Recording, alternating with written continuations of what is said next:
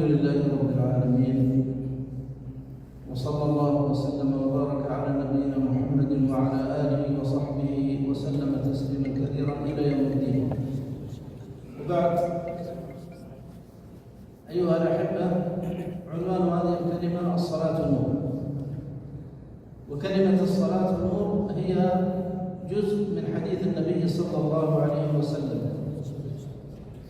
الذي أخرجه مسلم عن أبي مالك الأشعري رضي الله عنه أن النبي صلى الله عليه وسلم قال: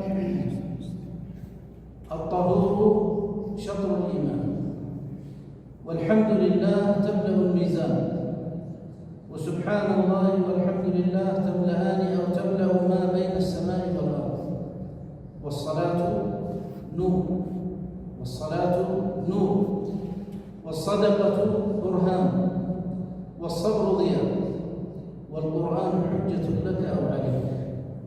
كل الناس يغدو فبائع نفسه فمعتقها أو موبقها.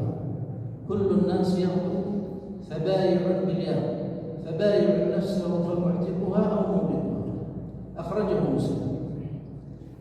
هذا الحديث أيها الإخوة لن نقف عند كل جزئياته، لأن يهمنا أن نتحدث عن الصلاة وكيف كانت الصلاة نورا. ولكن الحديث افتتح بشيء متعلق بالصلاة وهو الطهور.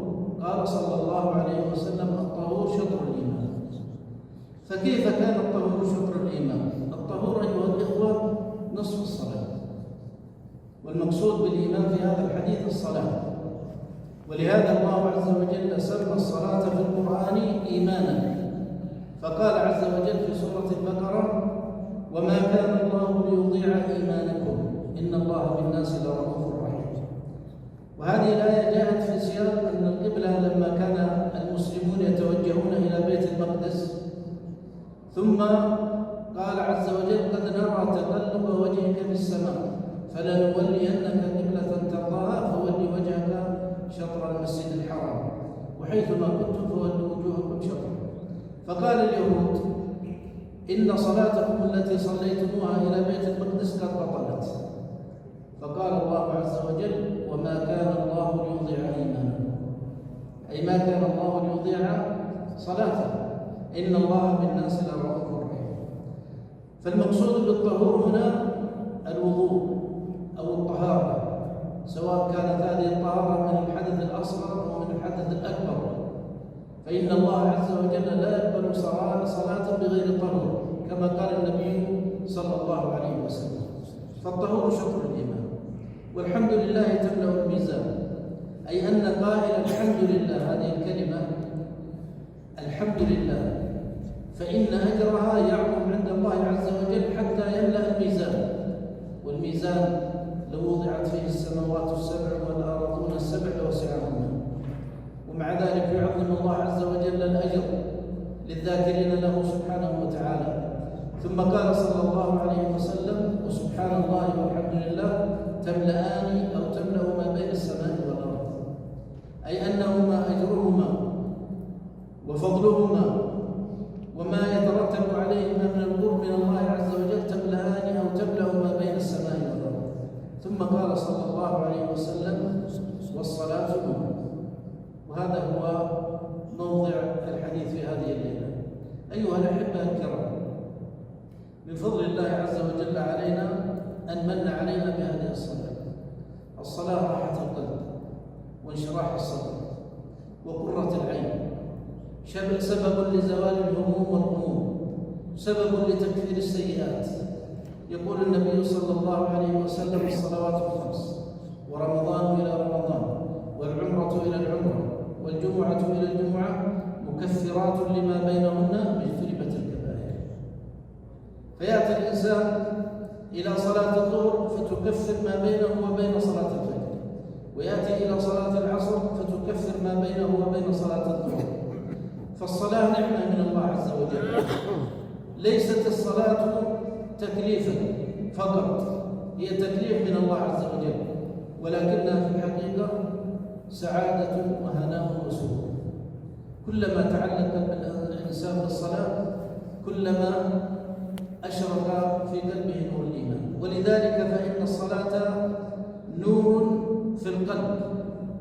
الصلاة تنور القلب، لأن القلب الذي يحب الصلاة يشرق فيه نور الإيمان. والنبي صلى الله عليه وسلم أخبر أن القلوب منها قلوب يشرق فيها مثل السراج يزهر، وقلوب مظلمة سوداء قاتمة السواد.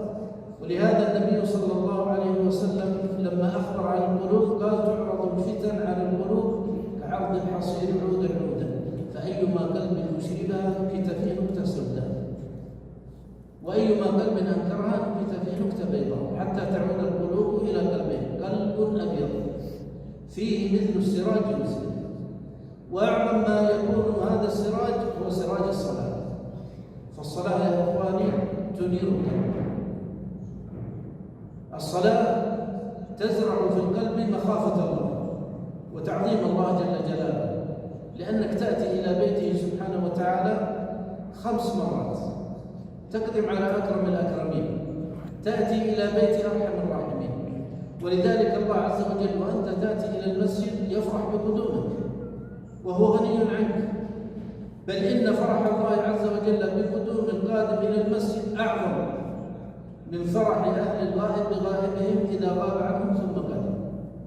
فلو أن ابنك أو أبوك أو زوجتك غابت عنك زمانا ثم ستأتي بعد هذا الوقت، أو يأتي هذا الغائب الذي ربما قد يئس أهله من قدومه، ثم أتاهم خبر أن غائبكم سيقدم عليكم هذه الليلة، كيف سيكون وضع أهل البيت؟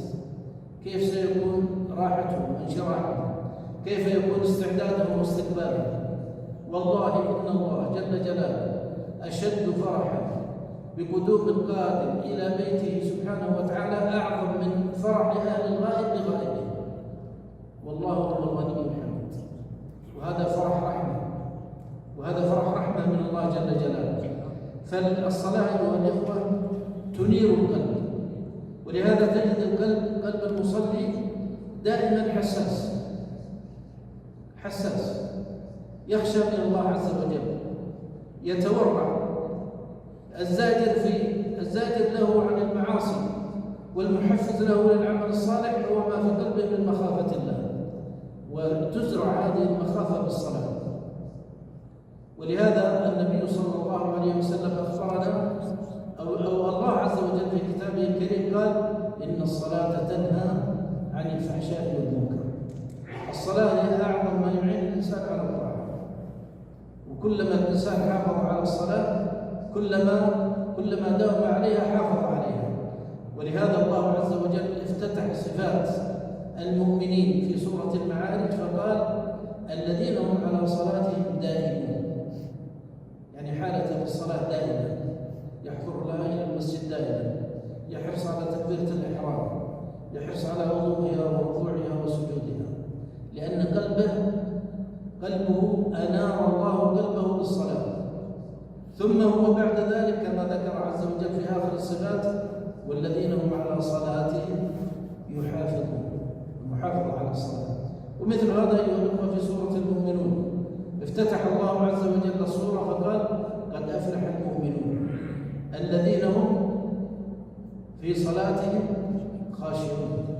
واختتمها جل وعلا بقوله سبحانه وتعالى: والذين هم على صلواتهم يحافظون أولئك في جنات، أولئك هم الوارثون الذين يرثون الفردوس في أخوانهم. الأمر الثاني أيها الإخوة: الصلاة نور في الوجه. ولهذا الله عز وجل قال عن محمد صلى الله عليه وسلم ومن معه وأمته، قال عز وجل: محمد رسول الله والذين معه أشداء على الكفار رحماء بينهم تراهم ركعا سجدا يبتغون فضلا من الله ورضوانا سيماهم في وجوههم، أي علاماتهم في وجوههم، إشراق الوجوه، راحتها وانبساطها وسرورها سببه الصلاة. فوجه المصلي معروف، وجه المصلي معروف، منذ أن ترى وجهه تألفه، لأن الله عز وجل قد كساه من الهيبة والجلال والنور ما ليس لغيره ممن لا يحافظ على الصلاة أو نسأل الله العافية بالصلاة. وكلما ازداد الإنسان أيها الإخوة من النوافل ومن الطاعات كلما أشرق وجهه وكلما استضاء، وخاصة قيام الليل. ولذلك فإن قيام الليل من وفقه الله عز وجل لقيام الليل فإن الله عز وجل ينير وجهه وينير قلبه. ولهذا أخبر عز وجل عن قوام الليل قال سبحانه وتعالى: فلا تعلم نفس ما أخفي لهم من قرة أعين جزاء بما كانوا يعملون. لأن ذكر عز وجل عنهم: تتجافى جنوبهم عن المضاجع يدعون ربهم خوفا وطمعا ومما رزقناهم ينفقون فلا تعلم نفس ما أخفي لهم من قرة أعين جزاء بما كانوا يعملون. فالصلاة أيها الإخوة تدير الوجه. ولهذا النبي صلى الله عليه وسلم لما أخبرنا عن الشخص إذا جاء لينام فإن الشيطان يعقد على قافيته 3 ركعات، يعني على مؤخرة رأسه يعقد 3 ركعات ويقول: عليك ليل طويل فرط. فإذا قام فذكر الله عز وجل ايش؟ انحلت عقده. فإذا قام وتوضأ انحلت عقده. فإذا صلى انحلت عقده كلها. قال صلى الله عليه وسلم: فأصبح نشيطا طيب النفس. هذا من النور الذي يكون على الوجه. فأصبح نشيطا طيب النفس، وإلا أصبح خبيث النفس كسلا الذي عقد عليه الشيطان ولم يوفق إلى ذكر الله أو تأخر عن الصلاة، فإنه يصبح في قلبه من الضيق وفي وجهه من الكربة وفي عمله من العسر ما ليس لمن وفقه الله عز وجل إلى صلاة الفجر وذكر الله عز وجل والوضوء كما أمر الله سبحانه وتعالى. كذلك أيها الأحبة الصلاة نور في الحياة، فالذي ينير لك حياتك هو صلاتك. صلاتك تنير لك حياتك، لأن الصلاة تدلك على كل خير. والله عز وجل قال كما ذكرنا في بداية الحديث: إن الصلاة تنهى عن الفحشاء والمنكر ولذكر الله أكبر. يعني أن من مقاصد الصلاة العظمى إقامة ذكر الله عز وجل. فالصلاة نور في الحياة. الذي ينير لك حياتك عند الشدائد والكربات والفزع الصلاة. ولهذا كان النبي صلى الله عليه وسلم إذا حزبه أمر فزع إلى الصلاة صلى الله عليه وسلم. والله عز وجل قد أمر المؤمنين إذا ألم بهم أمر وأرادوا أن يستعينوا بشيء فقال جل وعلا: واستعينوا بالصبر والصلاة إن الله مع الصابرين وإنها لكبيرة إلا على الخاشعين. ولهذا أيها الإخوة مما يهون على الإنسان شدائد الحياة الصلاة. فالصلاة تفتح له مغاليق الأمور. ولهذا حتى إذا الإنسان أراد أن يقدم على أمر وأراد أن ينور الله له الطريق ويرسم له المسار فإنه لا يقدم على هذا الأمر حتى ولو كان بسيطا حتى يستخير. والاستخارة صلاة. وجابر رضي الله عنه يقول: كان النبي صلى الله عليه وسلم يعلمنا الاستخارة في الأمور كلها كما يعلمنا السورة من القرآن. يعني يحفظنا دعاء الاستخارة مثل ما يحفظنا الفاتحة أو السورة من القرآن. يقول: إذا هم أحدكم بالأمر فليركع ركعتين، يصلي فليركع ركعتين من غير الفريضة ثم ليقول: اللهم إني أستخيرك بعلمك وأستقدرك بقدرتك وأسألك من فضلك العظيم فإنك تقدر ولا أقدر وتعلم ولا أعلم وأنت علام الغيوب. اللهم إن كنت تعلم أن هذا الأمر ويسبح. اللهم إن كنت تعلم أن هذا السكن أو هذه المرأة أو هذه السيارة أو هذا العمل أو هذه الوظيفة خير لي في ديني ومعاشي وعاقبة أمري وعاجله وآجله فاقدره لي ويسره لي ثم بارك لي فيه إلى آخر الدعاء. فالذي أنار للعبد الطريق وشرح الله صدره لهذا الأمر هي الصلاة. فالصلاة أيها الإخوة نور في الحياة. الصلاة أيضا أيها الإخوة تجعل الإنسان في تعاملاته مع الناس إنسان سوي، وإلا فإن طبعنا جميعا كما قال الله عز وجل إن الإنسان خلق هلوعا إذا مسه الشر جزوعا وإذا مسه الخير منوعا، كلنا هكذا. لكن الصلاة تهذب العبد، الصلاة تعيده إلى فطرته، والصلاة تعيده إلى وضعه الطبيعي، والصلاة تهذب هذه الغرائز من الظلم والجهل والهلع والجزع والطمع. ولهذا الله عز وجل كما ذكرنا في البداية ذكر الصفات التي تهذب الإنسان في حياته: الذين هم على صلاتهم دائمون في آخر الآيات، والذين هم على صلاتهم يحافظون. كذلك أيها الأخوة الصلاة نور في القبر المظلم الذي لا أنيس فيه ولا جليس ولا أحد يرضى أن ينزل معك في قبرك، لكن صلاتك أمامك، صلاتك التي صليتها تلك الركعتين التي قمت في ظلمة الليل لا يراك إلا الله جل جلاله، تلك الركعات هي نور القبر، هي التي تضيء لك في هذا القبر، هي التي تفتح لك هذا المكان الضيق، فيفتح لك أبواب إلى الجنة، وتنام في قبرك كنومة العروس، وتقول وأنت في قبرك يا رب أقم الساعة، لأن ما ينتظر العبد من فضل الله ورحمته وجوده وإحسانه أعظم بكثير مما هو فيه، مع أنه في قبره في روضة من رياض الجنة. فالصلاة أيها الإخوة أعظم ما ينير على الإنسان في قبره. فظلمة القبور إنما تنار بنور الصلاة، فالصلاة نور. الصلاة أيها الإخوة نور في عرصات يوم القيامة، فإننا سنحشر يوم القيامة حفاة غير متعلين، عراة غير مستترين، غرلا غير مختتنين، كما بدأنا أول خلق نعيده وعدا علينا إنا كنا فاعلين. ثم يبدأ الخلائق يجتمعون كلهم، لا يغيب أحد ولا تخفى خافية، وكل البشر أمام الله جل وعلا. يتبرأ الإنسان من أمه وأبيه وصاحبته وأخيه وعشيرته وقبيلته، والأنبياء عليهم الصلاة والسلام في موقف الهول الأعظم. كل نبي عندما يأتي البشر ليستشفعوا بهم عند الله نفصل فيهم ويحكم فيهم، فكل نبي يقول نفسي نفسي، اذهبوا إلى فلان إلى فلان إلى فلان، حتى يقول آخرهم اذهبوا إلى محمد صلى الله عليه وسلم، فيقول صلى الله عليه وسلم وصاحب الشفاعة العظمى، ويقول صلى الله عليه وسلم ويسجد أمام الله جل وعلا ويحمد الله بمحامد يفتح عليه فيها صلى الله عليه وسلم، فيقول الله له ارفع رأسك وقل يسمع لك واشفع تشفع.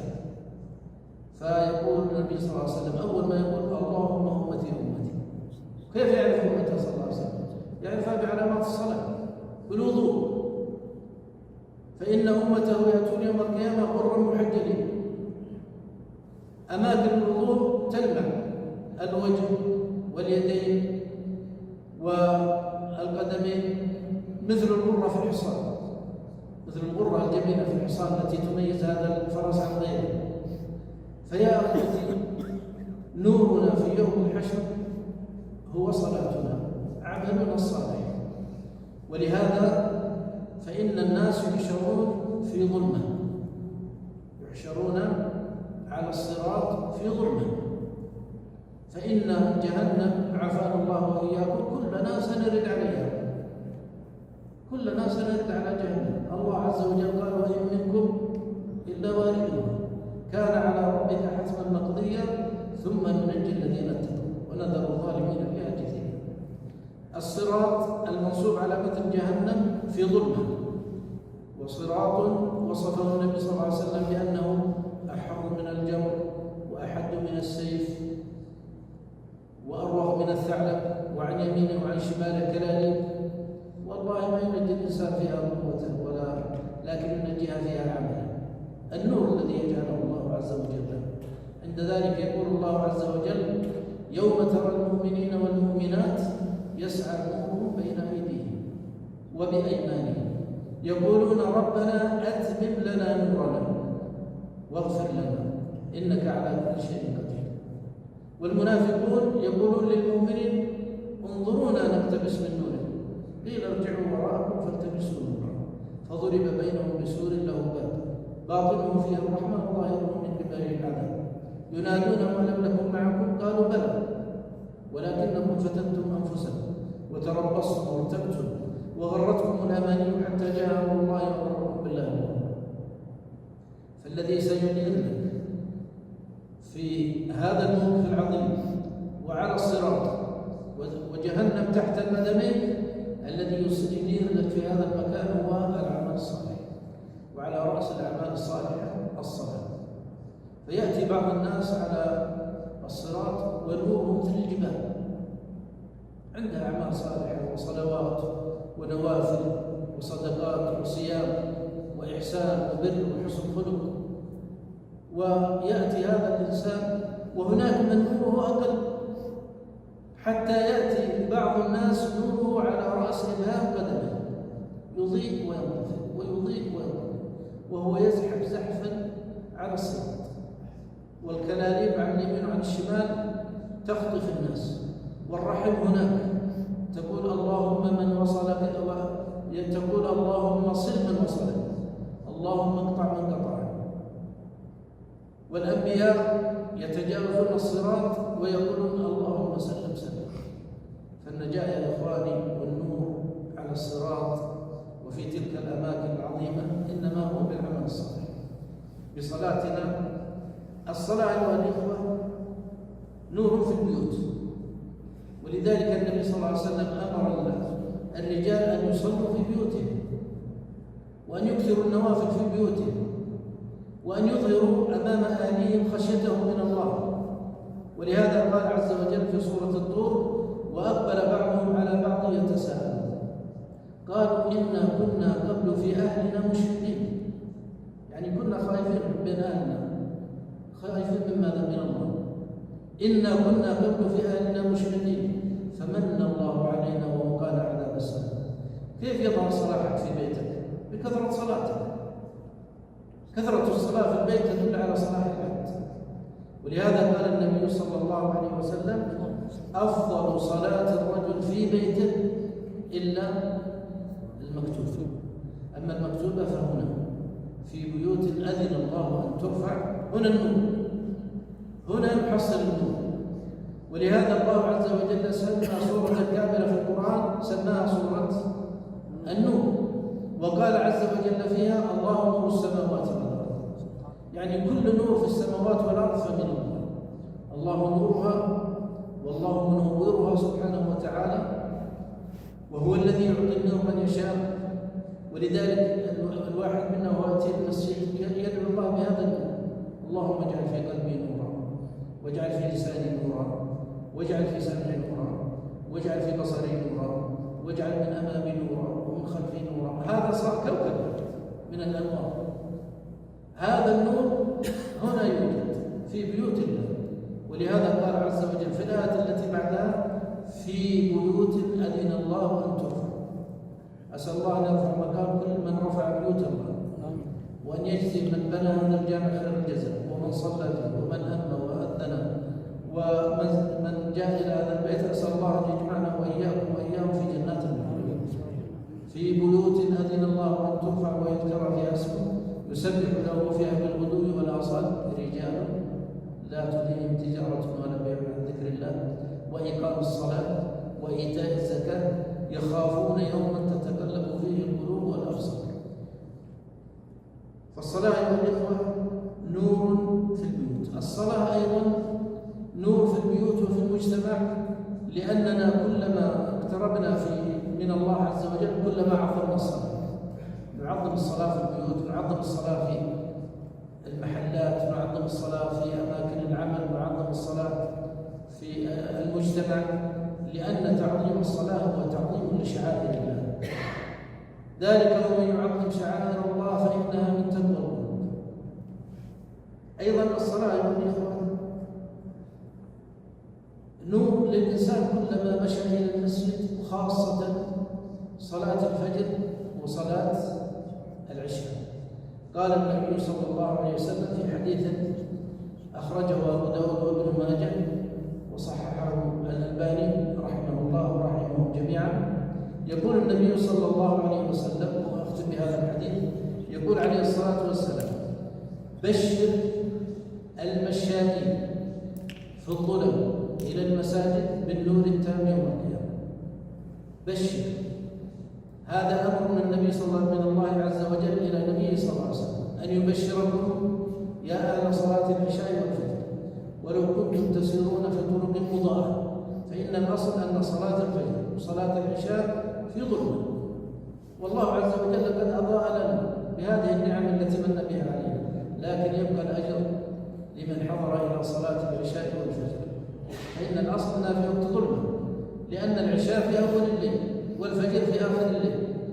فقال النبي صلى الله عليه وسلم: بشر المشائين، ولم يقل سبحانه صلى الله عليه وسلم بشر الماشين، لأن هناك من يمشي إلى المسجد أحيانا وأحيانا لا يأتي، لكن قال المشائين الذين اعتادوا على المشي، وأكثر المشي المسجد، يمشي في الفجر وفي الظهر وفي العصر وفي المغرب وفي العشاء، ويأتي في كل الأوقات ويبقى في المسجد في أكثر أوقاته، هؤلاء هم المستحقون للبشرى.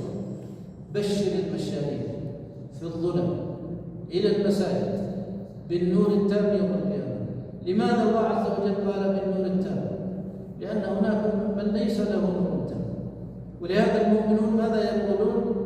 ربنا أتمم لنا نورنا واغفر لنا إنك على كل شيء قدير. فنحن ندعو الله عز وجل أن يتم لنا نورنا، وأن يعيننا أيها الأخوة على أنفسنا، وأن يوفقنا وإياكم إلى أن نعطي الصلاة قدرها، فالصلاة والله قدرها عظيم، والله قدر الصلاة عظيم، ولو علم الإنسان قدر الصلاة لكان كل حياته صلاة. ولهذا أيها الإخوة فإني أوصي إخواني في الله عز وجل أن يحافظوا أولا على الفرائض، لأن النبي صلى الله عليه وسلم قال: من عادى لي وليا فقد آذنته بالحرب، وما تقرب إلي عبدي بشيء أحب إلي مما افترضته عليه. إذا حافظت على الفرائض فأنت قمت بعمل يحبه الله، وما تقرب إلي عبدي بشيء أحب إلي مما افترضته عليه. طيب، وبعدين كيف ترتفع من مسألة عمل يحبه الله إلى أن يحبك أنت؟ قال صلى الله عليه وسلم: وما يزال عبدي يتقرب إلي بالنوافل حتى أحبه. فالله أحب عمله في البداية، لكن الآن أحبه هو بذاته. هذا اللي سماه ابن القيم رحمه الله أن المحافظة على الفرائض ثم الازدياد من النوافل ترفع العبد من منزلة المحبة إلى منزلة إيش؟ المحبوبية. مثلا أنت أولادك في البيت يجب عليك العدل بينهم حتى في الحب اللي تقدر عليه، لكن قد يكون بعضهم أحب إليك من غيره ولو لم تظهر حبه. لماذا؟ لأن هذا أكثر طاعة لك وأكثر برا بك، وكل أولادك فيهم خير وأنت تحبهم في الغالب، حتى لو كان ابن عاقل يحبه، لكن الابن البار يرتفع عند أبوه مسألة أنه يحبه لأن ابنه يحبه لمعاني أخرى. فكذلك العبد أيها الأخوة كلما حافظ على الصلاة ثم ازداد من النوافل فإن الله جل وعلا يرفعه من درجة المحبة إلى مرحلة المحبوبية. إيش ميزة مرحلة المحبوبية؟ فإذا أحببته كنت سمعه الذي يسمع به، وبصره الذي يبصر به، ويده التي يبطش بها، ورجله التي يمشي عليها. بس ولئن سألني لأعطينه، ولئن استعاذني لأعيذنه، ثم وما ترددت في شيء أنا فاعله. الله جل وعلا الذي خلق السماوات والأرض إذا جاء قبض روح العبد المؤمن يتردد ترددا يليق بجلاله، ما هو مثل تردد المخلوقين أفعل ولا ما أفعل. لا، الله عز وجل تردده إكرام وتردده رحمة، لأن الموت مؤلم، النبي صلى الله عليه وسلم بين هذا التردد، قال: وما ترددت في شيء أنا فاعله ترددي في قبض روح عبدي المؤمن يكره الموت وأكره مساءته. فالله لا يحب مساءته، هذا هو سر التردد. الله لا يحب مساءة المؤمن، صاحب الصلاة وصاحب الإيمان وصاحب العمل الصالح يكذب على الله عز وجل وهو يحب لقاء الله. من أحب لقاء الله أحب الله لقاءه. متى يحب المؤمن لقاء الله؟ يحبه في سكرات الموت، إذا خلاص فارق الدنيا وأقبل على الآخرة ورأى مقعده في الجنة ورأى ما هو قادم عليه أحب لقاء الله. لأن عائشة رضي الله عنها قالت: يا رسول الله كلنا نكره الموت. قال: ليس ذلك يا بنت الصديق، ولكنه ثم أخبر صلى الله عليه وسلم أن المؤمن إذا قدم على ربه وبشر بالجنة أحب لقاء الله، فأحب الله لقاءه. أسأل الله جل جلاله وتقدست أسماؤه أن يجعل الصلاة قرة أعيننا وراحة نفوسنا وانشراح صدورنا، وأسأل الله جل جلاله أن يزيدنا بها تعظيما وبها تعلقا، وأن يجعلها مفزعنا عند الشدائد والنوائب، وأن يجعل الصلاة شافعة لنا بين يديه سبحانه وتعالى، ونسأل الله جل وعلا أن يجعل الصلاة زادا لنا في دنيانا وأمانا لنا في قبورنا ورحمة لنا يوم نحشر بين يدي ربنا جل جلاله. أسأل الله أن يوفقنا وإياكم لصالح القول والعمل، وأن يهدي شباب المسلمين وفتياتهم وكبارهم وصغارهم، وأن يجعلنا وإياهم ممن يعظمون الله جل وعلا ويجلونه ويقدرونه سبحانه وتعالى، وأن يؤمننا في ديارنا وأن يصلح ولاة أمورنا وأن يوفقنا جميعا لما يحب ويرضى. والله أعلم، صلى الله على نبينا محمد وعلى آله وصحبه أجمعين. جمعية الدعوة والإرشاد وتوعية الجاليات بأبها، بالدعوة نحيا.